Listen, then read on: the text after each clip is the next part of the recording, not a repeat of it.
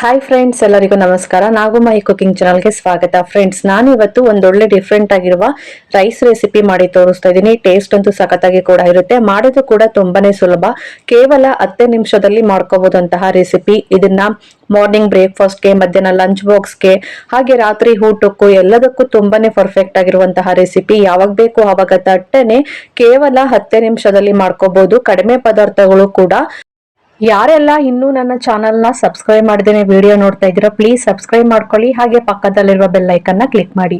ಬನ್ನಿ ಇವಾಗ ಈ ಹುಳಿ ಆಗಿರುವ ಲೆಮನ್ ಪೆಪ್ಪರ್ ರೈಸ್ ನ ಯಾವ ರೀತಿ ಮಾಡೋದು ಅಂತ ನೋಡ್ಕೊಂಡ್ ಬರೋಣ.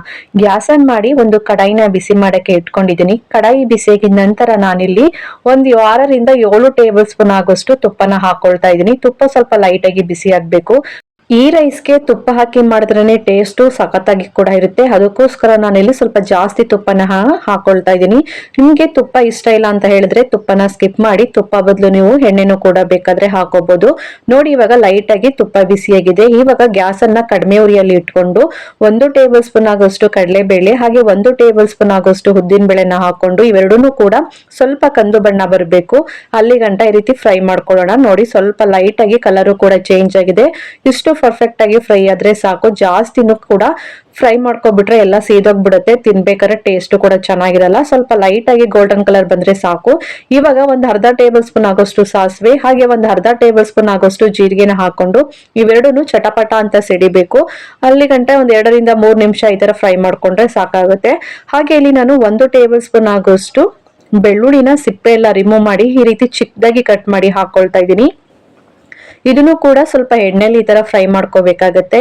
ಬೆಳ್ಳುಳ್ಳಿನ ಕ್ರಶ್ ಮಾಡಿ ಕೂಡ ಹಾಕೋಬಹುದು, ಆದ್ರೆ ಎಲ್ಲಾನು ಎತ್ತಾಕ್ ಬಿಡ್ತಾರೆ ತಿನ್ಬೇಕಾದ್ರೆ. ಈ ರೀತಿ ಕಟ್ ಮಾಡಿ ಹಾಕೋದ್ರೆ ಹಾಗೇನು ಕೂಡ ತಿನ್ಕೋಬಿಡ್ಬೋದು ಅಂತ ಹೇಳ್ಬಿಟ್ಟು ನಾನು ಈ ರೀತಿ ಚಿಕ್ಕದಾಗಿ ಕಟ್ ಮಾಡಿ ಹಾಕೊಂಡಿದ್ದೀನಿ. ಬೆಳ್ಳುಳ್ಳಿ ಸ್ವಲ್ಪ ಕಲರ್ ಚೇಂಜ್ ಆಗೋ ಗಂಟ ಫ್ರೈ ಮಾಡ್ಕೊಂಡು ಒಂದೇ ಒಂದು ಮೀಡಿಯಂ ಸೈಜ್ ಈರುಳ್ಳಿನ ಆದಷ್ಟು ಚಿಕ್ಕದಾಗಿ ಕಟ್ ಮಾಡಿ ಹಾಕೊಳ್ತಾ ಇದ್ದೀನಿ.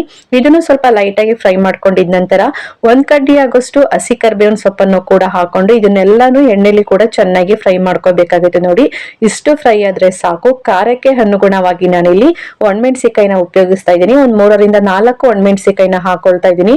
ನೀವು ಇದ್ರ ಬದಲು ನೀವು ಹಸಿ ಮೆಣಸಿಕಾಯಿನೂ ಕೂಡ ಬೇಕಾದ್ರೆ ಹಾಕೋಬಹುದು. ಬಟ್ ಒಣಮೆಣಸಿಕಾಯಿ ಟೇಸ್ಟ್ ಅಂತೂ ಸಖತ್ತಾಗಿ ಕೂಡ ಇರುತ್ತೆ. ಆರೋಗ್ಯಕ್ಕೂ ಕೂಡ ತುಂಬಾನೇ ಒಳ್ಳೇದು. ಅದಕ್ಕೋಸ್ಕರ ನಾನಿಲ್ಲಿ ಒಣಮೆಣಸಿಕಾಯಿನ ಹಾಕೊಂಡು ಇದನ್ನು ಕೂಡ ಸ್ವಲ್ಪ ಎಣ್ಣೆಲಿ ಫ್ರೈ ಮಾಡ್ಕೊಳ್ತಾ ಇದ್ದೀನಿ. ಚಿಕ್ಕ ಗಾತ್ರದ ಒಂದು ನಿಂಬೆಹಣ್ಣನ್ನ ತಗೊಂಡಿದ್ದೀನಿ. ಅದನ್ನ ಕ್ಲೀನ್ ಆಗಿ ವಾಶ್ ಮಾಡ್ಕೊಂಡು ಮೇಲಿರುವಂತಹ ಸಿಪ್ಪೆ ಎಲ್ಲಾನು ಕ್ಲೀನ್ ಆಗಿ ತುರಿದು ಒಂದು ಪ್ಲೇಟ್ಗೆ ಸಪರೇಟ್ ಮಾಡಿ ಇಟ್ಕೊಂಡಿದ್ದೀನಿ. ನೋಡ್ತಾ ಇರ್ಬೋದು ನಾನಿಲ್ಲಿ ಯಾವ ರೀತಿ ತುರ್ಕೊಂಡಿದ್ದೀನಿ ಅಂತ. ಇವಾಗ ತುರಿದಿರುವಂತಹ ನಿಂಬೆ ಹಣ್ಣಿನ ಸಿಪ್ಪೆಯನ್ನ ಇವಾಗ ಎಣ್ಣೆ ಜೊತೆಗೆ ಹಾಕೊಂಡು ಇದನ್ನು ಕೂಡ ಏನಿಲ್ಲ ಅಂದ್ರೂ ಒಂದ್ 2ರಿಂದ 3 ನಿಮಿಷ ಫ್ರೈ ಮಾಡ್ಕೋಬೇಕಾಗತ್ತೆ. ಯಾಕೆ ಅಂದ್ರೆ ಅಲ್ಲಿ ನಿಂಬೆ ಹಣ್ಣಿನ ಸಿಪ್ಪೆ ಎಲ್ಲ ಸ್ವಲ್ಪ ಕಹಿ ಕಹಿ ಇರುತ್ತೆ. ಆ ಕಹಿ ಎಲ್ಲ ಹೋಗ್ಬೇಕಂದ್ರೆ ಅದು ಕ್ಲೀನ್ ಆಗಿ ಎಣ್ಣೆಲಿ ಒಂದ್ 3ರಿಂದ 4 ನಿಮಿಷ ಫ್ರೈ ಮಾಡ್ಕೋಬೇಕು. ನೋಡಿ, ಇವಾಗ ಫ್ರೈ ಮಾಡ್ಕೊಂಡಿದ್ದ ನಂತರ ಗ್ಯಾಸ್ ಅನ್ನ ಕಡಿಮೆ ಉರಿಯಲ್ಲೇ ಇಟ್ಕೊಂಡು ನಾವು ಇಲ್ಲಿ 1 ಕಪ್ ಆಗೋಷ್ಟು ರೈಸ್ ಅನ್ನ ಫಸ್ಟೇ ಬಿಡಿ ಬಿಡಿಯಾಗಿ ರೆಡಿ ಮಾಡಿ ಇಟ್ಕೊಂಡಿದ್ದೀನಿ. ಈ ರೈಸ್ ಏನಿಲ್ಲ ಅಂದ್ರೂ ನಾನ್ ಮಾಡ್ತಿರೋ ಕ್ವಾಂಟಿಟಿ ಬಂದು ಒಂದ್ 3ರಿಂದ 4 ಮೆಂಬರ್ಸ್ ಆಗೋಷ್ಟು ಇಲ್ಲಿ ಆಗುತ್ತೆ. ಈ ರೈಸ್ ಹಾಕಿದ ನಂತರ ನಾನು ಇವಾಗ 1 ಟೇಬಲ್ ಸ್ಪೂನ್ ಆಗೋಷ್ಟು ಕಾಳು ಮೆಣಸನ್ನ ಕ್ರಶ್ ಮಾಡಿ ಹಾಕೊಳ್ತಾ ಇದ್ದೀನಿ. ಪುಡಿ ಹಾಕಿದ್ರೆ ಟೇಸ್ಟ್ ಏನಿರಲ್ಲ. ಈ ರೀತಿ ಕ್ರಶ್ ಮಾಡಿ ಹಾಕೊಳ್ಳಿ. ಫ್ರೆಶ್ ಆಗಿರುವಂತಹ ಕಾಳು ಮೆಣಸನ್ನ ಟೇಸ್ಟ್ ಸಖತ್ತಾಗಿ ಕೂಡ ಇರುತ್ತೆ.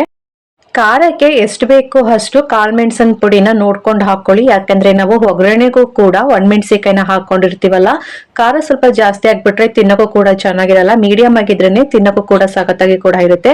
ನಾನು ಇಲ್ಲಿ 1 ಟೇಬಲ್ ಸ್ಪೂನ್ ಆಗೋಷ್ಟು ಕಾಳ್ಮೆಣಸನ್ನ ಕ್ರಶ್ ಮಾಡಿ ಹಾಕೊಳ್ತಾ ಇದ್ದೀನಿ. ಹಾಗೆ 1 ನಿಂಬೆ ರಸನ ಹಾಕೊಳ್ತಾ ಇದ್ದೀನಿ. ನಿಮ್ಗೆ ಹುಳಿ ಎಷ್ಟು ಬೇಕೋ ಅಷ್ಟು ನೋಡ್ಕೊಂಡು ಹಾಕೊಳ್ಳಿ. ಇವೆರಡನ್ನೂ ಕೂಡ ಹಾಕೊಂಡಿದ ನಂತರ ಇವಾಗ ರುಚಿಗೆ ತಕ್ಕಷ್ಟು ಉಪ್ಪನ್ನ ಹಾಕೊಳ್ತಾ ಇದ್ದೀನಿ. ರೈಸ್ಗೂ ಹಾಕಿರ್ತೀವಿ, ನೋಡ್ಕೊಂಡು ಉಪ್ಪನ್ನ ನಿಮ್ಗೆ ಎಷ್ಟು ಬೇಕೋ ಅಷ್ಟು ನೋಡ್ಕೊಂಡು ಹಾಕೊಳ್ಳಿ. ಇವಾಗ ಇದನ್ನೆಲ್ಲ ಹಾಕೊಂಡಿದ ನಂತರ ಗ್ಯಾಸ್ ಅನ್ನ ಆಫ್ ಮಾಡ್ದೇನೆ ಕಡಿಮೆ ಉರಿಯಲ್ಲೇ ಸ್ಟೀಮ್ ಅಲ್ಲೇನೆ ಇದನ್ನ ಕ್ಲೀನ್ ಆಗಿ ಮಿಕ್ಸ್ ಮಾಡ್ಕೋಬೇಕಾಗುತ್ತೆ. ನೋಡಿ, ಈ ತರ ಕ್ಲೀನ್ ಆಗಿ ಮಿಕ್ಸ್ ಮಾಡ್ಕೊಂಡಿದ ನಂತರ ಒಂದ್ಸಲ ಚೆಕ್ ಮಾಡ್ಕೊಳ್ಳಿ. ಈ ಟೈಮಲ್ಲಿ ಏನಾದ್ರು ನಿಮ್ಗೆ ಉಪ್ಪು ಬೇಕಂದ್ರೆ ಉಪ್ಪು ಹಾಕೋಬಹುದು. ಅಕಸ್ಮಾತ್ ಹುಳಿ ಏನಾದ್ರು ಕಡಿಮೆ ಇತ್ತಂತ ಹೇಳಿದ್ರೆ ಹುಳಿನೂ ಕೂಡ ಬೇಕಾದ್ರೆ ನೀವು ಹಾಕೋಬಹುದು. ಖಾರ ಏನಾದ್ರು ನಿಮ್ಗೆ ಸ್ವಲ್ಪ ಲೈಟ್ ಆಗಿ ಜಾಸ್ತಿ ಆಯ್ತು ಇಲ್ಲ ಕಮ್ಮಿ ಆಯ್ತು ಅಂತ ಹೇಳಿದ್ರೆ ನೀವು ಆಡ್ ಮಾಡ್ಕೋಬಹುದು. ಕಡಿಮೆ ಆಯ್ತು ಅಂತ ಹೇಳಿದ್ರೆ ಮೆಣಸು ಪುಡಿನ ಇನ್ನೂ ಸ್ವಲ್ಪ ಕ್ರಶ್ ಮಾಡಿ ಹಾಕೊಳ್ಳಿ.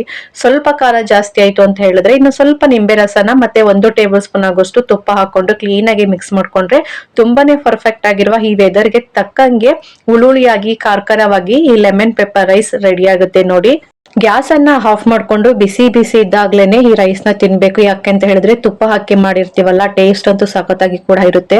ತುಪ್ಪನೇ ಗಮ್ ಅಂತ ಸ್ಮೆಲ್ ಬರ್ತಾ ಇರುತ್ತೆ. ಅದ್ರಲ್ಲಿ ಹುಳಿಯಾಗಿ ಕಾರ್ಕರವಾಗಿ ಲೆಮನ್ ಪೆಪ್ಪರ್ ರೈಸ್ ಅಂತೂ ಇನ್ನೂ ಮಸ್ತಾಗಿ ಕೂಡ ಇರುತ್ತೆ.